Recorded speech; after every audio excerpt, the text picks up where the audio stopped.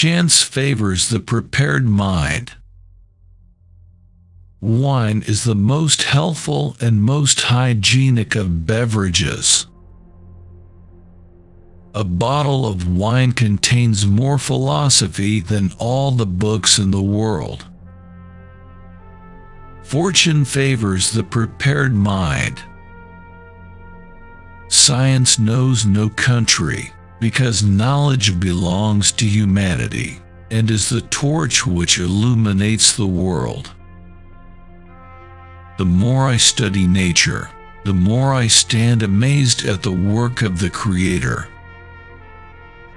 Whatever your career may be, do not let yourselves become tainted by a deprecating and barren skepticism. Do not let yourselves be discouraged by the sadness of certain hours which pass over nations. Live in the serene peace of laboratories and libraries. Say to yourselves first, "What have I done for my instruction?" And, as you gradually advance, "What have I done for my country?" Until the time comes when you may have the immense happiness of thinking that you have contributed in some way to the progress and to the good of humanity. But, whether our efforts are not favored by life, let us be able to say, when we come near the great goal, "I have done what I could." Science knows no country because it is the light that illuminates the world. Where observation is concerned, chance favors only the prepared mind. The role of the infinitely small in nature is infinitely great. When I approach a child, he inspires in me two sentiments: tenderness for what he is and respect for what he may become. Chance favors only the prepared mind. Let me tell you the secret that has led me to my goal. My strength lies solely in my tenacity. A bit of science distances one from God, but much science nears one to Him. In the fields of observation, chance favors only the prepared mind. I am utterly convinced that science and peace will triumph over ignorance and war, that nations will eventually unite not to destroy but to edify, and that the future will belong to those who have done the most for the sake of suffering humanity. Science knows no country, because knowledge belongs to humanity. There are no such things as applied sciences, only applications of science. Chance favors only the prepared mind.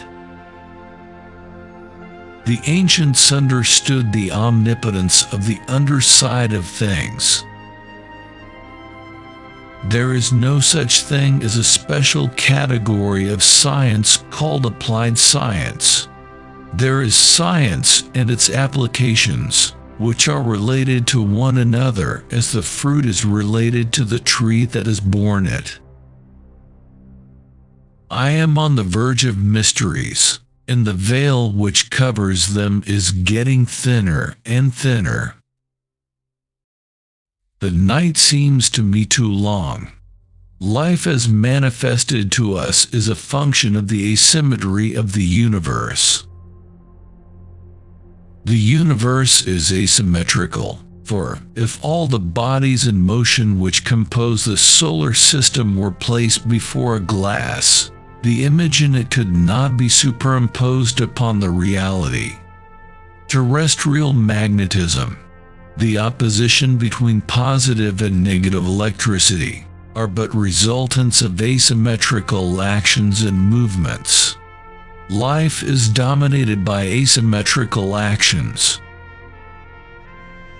I can even imagine that all living species are primordially in their structure, in their external forms, functions of cosmic asymmetry. I am on the edge of mysteries, and the veil is getting thinner and thinner. The idea of God is a form of the idea of the infinite. As long as the mystery of the infinite weighs on human thought, temples will be erected for the worship of the infinite, whether God be called Brahma, Allah, Jehovah, or Jesus. And on the pavement of those temples men will be seen kneeling, prostrate, annihilated, in the thought of the infinite. At these supreme moments there is something in the depths of our souls which tells us that the world may be more than a mere continuation of phenomena proper to a mechanical equilibrium brought out of the chaos of the elements through the gradual action of the forces of matter.